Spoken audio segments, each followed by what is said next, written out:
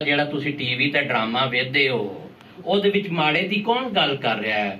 ਮਤਲਬ ਦੱਬੇ ਲੋਕਾਂ ਦੀ ਕੌਣ ਗੱਲ ਕਰੇਂਦਾ ਹੈ? ਇਹ ਵੱਡੀਆਂ ਵੱਡੀਆਂ ਇਮਾਰਤਾਂ ਤਾਂ ਹਵੇਲੀਆਂ ਤਾਂ ਵੱਡੇ ਵੱਡੇ ਮੁਕਾਲਮੇ ਤੇ ਖੈਰ ਉਹ ਤਾਂ ਇੱਕ ਫੀਚਰ ਫਿਲਮ ਜਾਂ ਡਰਾਮੇ ਦੀ ਗੱਲ ਪੇ ਕਰਦਾ ਹੈ। ਖੈਰ ਦਸਤਾਵੇਜ਼ੀ ਫਿਲਮ ਸੀ ਦਾ ਇੱਕ ਜਨਰ ਹੀ ਬੜਾ ਮੁਖਤਲਿਫ ਹੈ। ਸਬਜੈਕਟ ਦੇ ਹਵਾਲੇ ਦੇ ਨਾਲ ਜਾਂ ਇਸ਼ੂ ਦੇ ਹਵਾਲੇ ਦੇ ਨਾਲ ਗੱਲ ਹੁੰਦੀ ਹੈ ਤੇ ਖੈਰ ਉਹ ਬੜਾ ਵੱਡਾ ਕੰਮ ਸੀ। ਤੁਸੀਂ ਵੇਖਿਆ ਵੀ ਹੈ। ਮੈਂ ਹੁਣ ਇਹਦੇ ਉੱਤੇ ਕੀ ਐਪਰੀਸੀਏਸ਼ਨ ਜਾਂ ਕਮੈਂਟ ਜਾਂ अपनी नाकदाना गल करा। खैर एक बारी फिर तुहानू बहुत ज़्यादा मुबारकबाद जी। और फिर पढ़ा भी रहे हैं, एक बार बहुत बड़े अदारे दे विच पढ़ा रहे हैं। ते तीजी गल ये भाई अनवर अजीज होना ने चांडियो साहब ने जनाब बड़ी भरवीं गल की अपने मतलब है कि सिंधु के हवाले दे नाल और सिंध सिविलाइजेशन के हवाले दे नाल ते ਇਹਦੇ ਉੱਤੇ ਮੇਰੇ ਐਵੇਂ ਹੀ ਨਾ ਬੈਠਿਆਂ ਜ਼ੇਨ 'ਚ ਗੱਲ ਆਉਂਦੀ ਪਈ ਸੀ ਕਿ ਅਸੀਂ ਜਿਹੜੇ ਇੱਥੇ ਸਾਰੇ ਲੋਕੀ ਬੈਠੇ ਹਾਂ ਕਦੀ ਸ਼ੀਸ਼ਿਆਂ ਦੇ ਸਾਹਮਣੇ ਖੜੇ ਹੋ ਜਾਈਏ ਤਾਂ ਆਪਣੇ ਕੋਲੋਂ ਪੁੱਛੀਏ ਭਾਈ ਕੀ ਅਸੀਂ ਭਾਈ ਇਸ ਧਰਤੀ ਨਾਲ ਜੁੜੇ ਲੋਕ ਹਾਂ। ਤੇ ਇਹ ਬੜਾ ਸੋਚਣ ਵਾਲਾ ਗੱਲ ਹੈ। ਜਿਹੜੇ ਮੇਰੇ ਨੈਣ ਨਕਸ਼ ਨੇ, ਮੇਰਾ ਸਤਵਾਂ ਜਿਹਾ ਨੱਕ ਹੈ, ਮੇਰੀ ਧੌਣ ਹੈ, ਮੇਰਾ ਮੱਥਾ ਹੈ, ਮੇਰੇ ਵਾਲ ਨੇ, ਮੇਰੀ ਅੱਖਾਂ ਦੀ ਰੰਗਤ ਹੈ। ਵੇਖੋ ਨਾ ਅਫਜ਼ਲ ਸਾਹਿਬ ਨੂੰ ਜਿਸ ਤਰ੍ਹਾਂ ਯੂਨਾਨ ਦਾ ਦੇਵਤਾ ਬੈਠਾ ਹੁੰਦਾ ਹੈ ਜੀ। ਤੇ ਬਈ ਉਹ ਵੇਖੋ ਨਾ ਸਾਡੇ ਆ ਤੇ ਉਹ ਮੇਰੇ ਹੁਣ ਐਗਜ਼ੈਕਟ ਰੇਂਜ ਨਹੀਂ ਹੁੰਦਾ ਪਿਆ ਕਿ ਨੂਰੋ ਨੂਰ ਤਜੱਲਾ ਇੱਕ ਚੂੜਾ ਸੀ ਦੂਜਾ ਅੱਲਾ ਕੋਈ ਇੰਜ ਕਰਕੇ ਨਾ ਸਾਡਾ ਮਫਰੂਜ਼ ਹੈ। ਮਤਲਬ ਇਹ ਸਾਡੀ ਧਰਤੀ ਦੇ ਜਿਹੜੇ ਲੋਕ ਸਨ ਚੂੜਾ ਸੀ ਉੱਥੇ ਅੱਲਾ ਸੀ। ਹਾਂ ਜੀ ਹਾਂ। ਤੇ ਉਹ ਗੱਲ ਹੈ ਕਿ ਕਿਆ ਸਾਨੂੰ ਕੋਈ ਉਹਨਾਂ ਵਿੱਚੋਂ ਲੋਕੀ ਨਜ਼ਰ ਆਉਂਦੇ ਹੀ ਬਈ ਕਾਲਾ ਸ਼ਾਹ ਰੰਗ ਨਿੱਕਾ ਕੱਦ ਫੀਨਾ ਨੱਕ ਤੇ ਇਹ ਵਜ੍ਹਾ ਕਦਾਈ ਮੇਰੇ ਇਲਾਕੇ ਵਿੱਚ ਬੇਰੇ ਦੇ ਵਿੱਚ ਹੈ ਕੁਝ ਮੁਸੱਲੀ ਹਨ ਉਹ ਬੀ ਜਿਹੜਾ ਨਾ ਨਜ਼ਰ ਆਉਂਦਾ ਜਦੋਂ ਉਹਨਾਂ ਤੇ ਹੋਰ ਗੱਲ ਕਰੀਏ ਤਾਂ ਹਾਂ ਬਈ ਇਹ ਇਸ ਧਰਤੀ ਦੇ ਸਪੂਤ ਹਨ, ਇਸ ਧਰਤੀ ਦੇ ਨਾਲ ਜੁੜੇ ਹਨ। ਪੂਰੇ ਸਿੰਧ ਵਿੱਚ ਚਾਂਡੀਓ ਸਾਹਿਬ ਕੋਈ ਇਹ ਵਾਲੀ ਸ਼ਕਲ ਦੇ ਤੁਹਾਨੂੰ ਲੋਕ ਨਜ਼ਰ ਆਉਂਦੇ ਹੋਣ। ਇਹ ਜੈਨੇਟਿਕ ਇੰਜੀਨੀਅਰਿੰਗ ਦੀ ਮੈਂ ਜ਼ਾਰਾ ਜੀ ਗੱਲ ਪਿਆ ਕਰੇਂਦਾ ਤੇ ਸਾਨੂੰ ਨਹੀਂ ਨਜ਼ਰ ਆਉਂਦੇ। ਲੇਕਿਨ ਚੂੰਕਿ ਅਸੀਂ ਇਸ ਧਰਤੀ ਦੇ ਉੱਤੇ ਬੜੀ ਦੁਨੀਆ ਆਈ क्योंकि पानी है ना, पानी नाल जिंदगी जिहड़ी है जुड़ी है।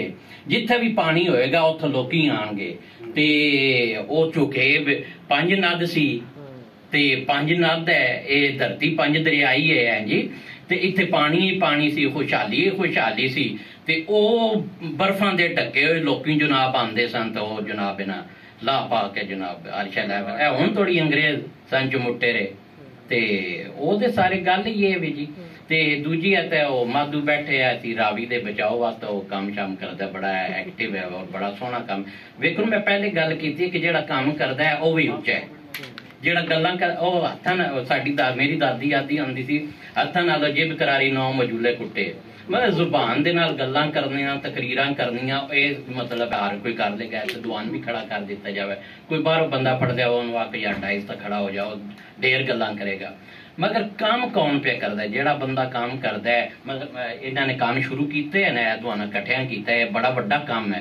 असी गलबात पे करते हैं आर्ट ते गल की संगीत होया जनाब असी सुनिया ते अनवर अजीज साहब ने गलबात की इन्होंने पूरी पिक्चर सामने लैके आए गल्लां दे नाल भी सिंध सिविलाइजेशन की सी ते ओ किवें इत्थे ये लोग जुड़े या अमन के हवाले दे नाल गल की। जाहिर है जिथे खुशहाली होएगी वो तो अमन ही अमन होना है। ਤੇ ਜਦੋਂ ਅਸੀਂ ਇਹ ਹੜੱਪਾ ਦੇ ਬਾਰੇ ਵਿੱਚ ਸੋਚਦੇ ਹਾਂ ਜਾਂ ਚੀਜ਼ਾਂ ਵੇਖਦੇ ਹਾਂ ਉਹ ਮਤਲਬ ਹੜੱਪਾ ਮੇਰਾ ਖਿਆਲ ਹੈ ਕਿ ਕੋਈ ਇਹ 1923 ਦੀ ਗੱਲ ਹੈ 1922-23 ਦੀ ਗੱਲ ਹੈ ਜਦੋਂ ਇਹਦੇ ਉੱਤੇ ਰਿਸਰਚ ਹੋਈ ਤੇ ਇਹ ਚੀਜ਼ਾਂ ਸਾਹਮਣੇ ਆਈਆਂ ਗੋਰੇ ਨੇ ਕੀਤੀ ਉਹ ਗੋਰੇ ਤੇ ਪਤਾ ਹੋਵੇ। ਤੇ ਦੂਜਾ ਫਿਰ ਮੋਇਨਜਦਾੜੋ ਮਤਲਬ ਮੋਇਆਂ ਦਾ ਟਿੱਬਾ ਹੈ ਜੀ ਮਰੇ ਹੋਏ ਲੋਕਾਂ ਦਾ ਟਿੱਬਾ ਮੋਇਨਜਦਾੜੋ ਮੇਰਾ ਖਿਆਲ ਸਿੰਧੀ ਦੇ ਵਿੱਚ ਮੈਂ ਵੀ ਪੜਿਆ ਕਦਾਈਆਂ ਉਹ ਦਿਨ ਜਾ ਕੇ ਤੇ ਇਹ 1931 ਦੀ ਗੱਲ ਹੈ ਇਹ ਸਾਹਮਣੇ ਆਇਆ ਜੀ। ਫਿਰ ਉਹ ਅੱਛਾ ਫਿਰ ਜਿਹੜੀ ਇੱਥੋਂ ਦੀ ਸਿਵਲਾਈਜੇਸ਼ਨ ਜਾਂ ਇੱਥੋਂ ਮਿਲਣ ਵਾਲੀਆਂ ਸ਼ਈਆਂ ਸਨ ਹੜੱਪਾ ਦੇ ਵਿੱਚ ਔਰ ਫਿਰ ਉੱਥੋਂ ਮੋਇਨਜਦਾੜੋ ਦੇ ਵਿੱਚ ਉਹ ਇਤਨੀ ਮਮਾਸਲਤ ਹੈ ਸ਼ਦੀਦ ਮਮਾਸਲਤ ਹੈ। ਮੈਂ ਅਗਲੇ ਦਿਹਾੜੇ ਨਾ ਕਦੇ ਜਾਂਦਾ ਪਿਆ ਰਾਹ ਦੇ ਵਿੱਚ ਤੇ ਉਹ ਜਿਹੜਾ ਮੇਰੇ ਨਾਲ ਬੰਦਾ ਬੈਠੇ ਸੀ ਮੈਂ ਕਿ ਇਵੇਂ ਗੱਲ ਹੋ ਗਈ ਸਿੰਧ ਦੇ ਹਵਾਲੇ ਦੇ ਨਾਲ ਗੱਲ ਹੁੰਦੀ ਪਈ ਸੀ।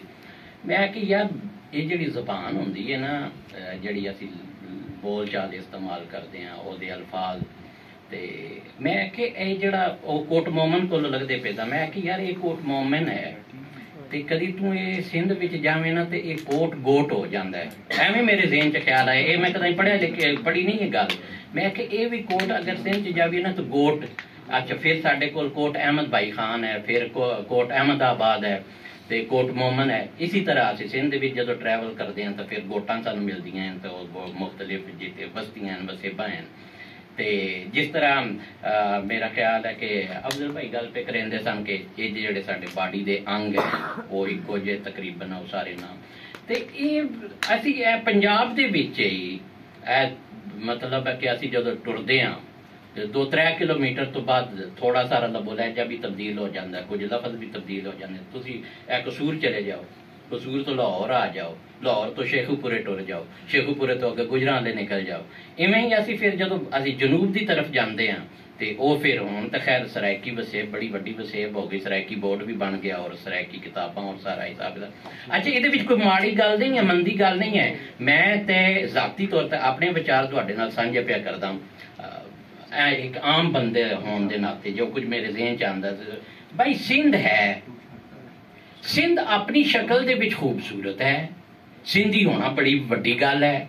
ਪੰਜਾਬੀ ਹੈ, ਪੰਜਾਬੀ ਹੋਣਾ ਬੜੀ ਵੱਡੀ ਗੱਲ ਹੈ। ਭਾਈ ਅਸੀਂ ਇਹ ਇਸ ਪਾਰੋਂ ਕਿਸੇ ਬੰਦੇ ਦੀ ਨਿੰਦਿਆ ਕਰੀਏ ਕਿ ਯਾਰ ਕਾਲਾ ਬਛੂਨ ਹੈ, ਅਫਰੀਕਾ 'ਚੋਂ ਆ ਗਿਆ, ਇਹਦੇ ਹੋਠ ਵੱਡੇ ਵੱਡੇ, ਇਹ ਕੀ ਹੈ? ਮਤਲਬ ਇਹ ਕੋਈ ਗੱਲ ਹੈ? ਇਹਦੇ ਵਿੱਚ ਕੀ ਗੱਲ ਹੈ? ਜਾਂ ਮਿਸਾਲ ਦੇ ਤੌਰ ਤੇ ਮਜ਼ਹਬ ਜਿਹੜਾ ਉਹਦੇ ਪਰ ਮਜ਼ਹਬ ਨੇ ਤਾਂ ਖੈਰ ਇਨਸਾਨੀਅਤ ਦਾ ਜਿਤਨਾ ਵੱਡਾ ਗਲਾ ਘੋਟਿਆ ਉਹ ਸਾਡੇ ਸਾਰਿਆਂ ਦੇ ਸਾਹਮਣੇ ਹੀ ਹੈ। ਲੇਕਿਨ ਅਸੀਂ ਇਹ ਚੁੱਕੇ ਹੈ ਇੱਕ ਚੀਜ਼ ਸਾਡੇ ਵਿੱਚ, ਜਿਵੇਂ ਸਿਆਸਤ ਹੈ ਇਵੇਂ ਮਜ਼ਹਬ ਵੀ ਹੈ। ਤੇ ਮਿਸਾਲ ਦੇ ਤੌਰ ਤੇ ਇਹ ਭਾਈ ਇਹ ਹੁਣ ਸਿੱਖ ਹੈ ਜਾਂ ਹਿੰਦੂ ਹੈ ਜਾਂ ਇਹ ਮੁਸਲਮਾਨ, ਕਿਆ ਇਹ ਗੱਲਾਂ ਇਨਸਾਨ ਦੇ ਵਿੱਚ ਪਾੜਾ ਪਾ ਸਕਦੀਆਂ ਹਨ? ਭਾਈ ਇੱਕ ਇਨਸਾਨ ਹੋਣਾ ਕਿਤਨੀ ਵੱਡੀ ਗੱਲ ਹੈ। ਬਈ ਉਹ ਇਨਸਾਨ ਹੈ, ਇਨਸਾਨ ਦੀ ਇਨਸਾਨ ਦੇ ਨਾਲ ਮੁਹੱਬਤ ਹੈ। ਅੱਛਾ, ਉਹ ਜਿਸ ਤਰ੍ਹਾਂ ਇਹ ਤਕਸੀਮ ਡਾਇਵਰਸਿਟੀ ਆਉਂਦੀ ਜਾਏਗੀ, ਕਾਇਨਾਤ ਦੇ ਵਿੱਚ ਵੀ ਡਾਇਵਰਸਿਟੀ ਇਸੇ ਤਰ੍ਹਾਂ ਆ ਰਹੀ ਹੈ, ਵੱਧ ਰਹੀ ਹੈ, ਚੀਜ਼ਾਂ ਕੰਪਲਿਕੇਟਿਡ ਹੁੰਦੀਆਂ ਜਾ ਰਹੀਆਂ। ਜਦੋਂ ਅਸੀਂ ਇਹਦੇ ਇਨੀਸ਼ੀਅਲ ਤੇ ਜਾਂਦੇ, ਸ਼ੁਰੂ ਦੇ ਵਿੱਚ ਜਾਂਦੇ ਹਾਂ, ਆਗਾਜ਼ ਤੇ ਗੱਲ ਕਰਦੇ ਹਾਂ, ਉਦੋਂ ਇਹ ਬੜੀ ਸਾਦਾ ਸੀ, ਵਧਦੀ ਇਵੇਂ ਹੀ ਆਬਾਦੀ ਵੀ ਵੱਧ ਰਹੀ ਹੈ, ਇਵੇਂ ਹੀ ਲੋਕਾਂ ਦੇ ਵਿਚਾਰ ਵੀ ਵੱਧ ਰਹੇ ਨੇ, ਇਵੇਂ ਧਿਆਨ ਵੱਧ ਰਹੇ ਨੇ, ਇਵੇਂ ਇਲਮ ਵੱਧ ਰਹੇ ਨੇ, ਉਹਦੇ ਵਿੱਚ ਡਾਇਵਰਸਿਟੀ ਉਤਨਾ ਉਹ ਆਉਂਦਾ ਜਾ ਰਿਹਾ, ਉਹ ਮੁਖਤਲਿਫ ਤੋਂ ਮੁਖਤਲਿਫ ਚੀਜ਼ਾਂ ਹੁੰਦੀਆਂ ਜਾ ਰਹੀਆਂ। ਇਸ ਮੁਖਤਲਿਫ ਹੋਣ ਦੇ ਵਿੱਚ ਵੀ ਤਾਂ ਖੂਬਸੂਰਤੀ ਹੈ ਨਾ, ਕਿ ਇੱਕ ਬੰਦੇ ਦੇ ਵਿਚਾਰ, ਨਜ਼ਰੀਆਤ, ਥਾਟ ਮੇਰੇ ਤੋਂ ਮੁਖਤਲਿਫ ਹਨ, ਤਾਂ ਕਿਆ ਮੈਂ ਉਹਨਾਂ ਨਜ਼ਰੀਆਤ ਔਰ ਥਾਟ ਪਰੋਂ ਕਹਾਂ ਕਿ ਨਹੀਂ ਮੈਂ ਇਹਦੇ ਨਾਲ ਨਹੀਂ ਬੈਠ ਸਕਦਾ, ਯਾਰ ਇਹ ਕੋਈ ਬੰਦਾ ਨਹੀਂ ਹੈ, ਇਹ ਤੇ ਪਤਾ ਨਹੀਂ ਕੀ ਸੋਚਦਾ। ਭਾਈ ਇੱਕ ਬੰਦਾ, ਮੈਂ ਫਰਜ਼ ਕਰ ਲਵੋ, ਗੱਲ ਲੰਮੀ ਹੋ ਗਈ, ਵੱਡੀ ਹੋ ਗਈ ਭਾਈਆਂ, ਮੈਂ ਆਖਰੀ ਮਿਸਾਲ ਦੇ ਤੌਰ ਤੇ ਕਿ ਕੋਈ ਬੰਦਾ ਮੇਰੇ ਨਜ਼ਦੀਕ ਕਿ ਇਹ ਸਾਹਮਣੇ ਜਨਾਬ ਬੈਠੇ ਨੇ, ਇਹ ਤੇ ਯਾਰ ਬਿਲਕੁਲ ਝੂਠ ਬੋਲਦਾ ਪਿਆ ਜਾਂ ਝੂਠ ਸੋਚ ਰਿਹਾ, ਇਹ ਤੇ ਬਿਲਕੁਲ ਅਫਤਰਾਬਾਜ਼ੀ ਕਰ ਰਿਹਾ, ਯਾਵਾਗੋਈ ਕਰ ਰਿਹਾ। ਮਗਰ ਤੁਸੀਂ ਐਮਪੈਥੈਟਿਕ ਹੋ ਕੇ ਕਦੀ ਉਸ ਲੈਵਲ ਤੇ ਜਾਓ ਜਾਂ ਉਹਦੇ ਕੋਲ ਜਾਓ, ਫਿਰ ਸਾਨੂੰ ਪਤਾ ਚੱਲੇਗਾ ਕਿ ਜਿਸ ਵੇਲੇ ਦੇ ਵਿੱਚ, ਜਿਸ ਪੁਆਇੰਟ ਆਫ ਵਿਊ ਦੇ ਵਿੱਚ, ਜਿਸ ਇਨਵਾਇਰਮੈਂਟ ਦੇ ਵਿੱਚ, ਜਿਸ ਕੰਡੀਸ਼ਨ ਦੇ ਵਿੱਚ ਉਹ ਬੰਦਾ ਸੋਚਦਾ ਪਿਆ, ਉਹਦਾ ਉਹ ਝੂਠ ਵੀ ਉਸ ਵੇਲੇ ਦਾ ਸੱਚ ਹੈ, ਉਹਦੀ ਕਾਇਨਾਤ ਦੇ ਵਿੱਚ।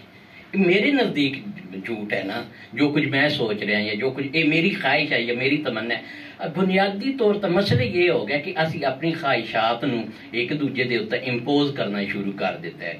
ਜਾਂ ਇਹ ਜਿਹੜਾ ਸਮਾਜੀ ਇਲਮ ਹੈ, ਇਮਰਾਨੀ ਇਲਮ ਹੈ, ਇਹ ਵੀ ਤਾਂ ਸਾਡੇ ਆਪਣੇ ਵਿੱਚੋਂ ਨਿਕਲਿਆ ਨਾ, ਸਾਡੇ ਸੋਚ ਹੈ, ਸਾਡੇ ਥਾਟ ਹਨ, ਸਾਡੇ ਵਿਚਾਰ ਹਨ। ਬਈ ਇਹ ਤਾਂ ਨਹੀਂ ਹੈ ਕਿ ਕਦਾਈ ਹੋਰ ਦੇ ਆ ਗਿਆ ਜਾਂ ਇਹਨੂੰ ਅਸੀਂ ਅਲਹਾਮੀ ਮੰਨ ਲਈਏ, ਉਹਦੇ ਵਿੱਚ ਵੀ ਸੋਚ ਝੂਠ ਹੋ ਸਕਦਾ ਹੈ, ਇਹ ਗੱਲ ਕਦਾਈ ਹੋਰ ਨਿਕਲ ਜਾਏਗੀ।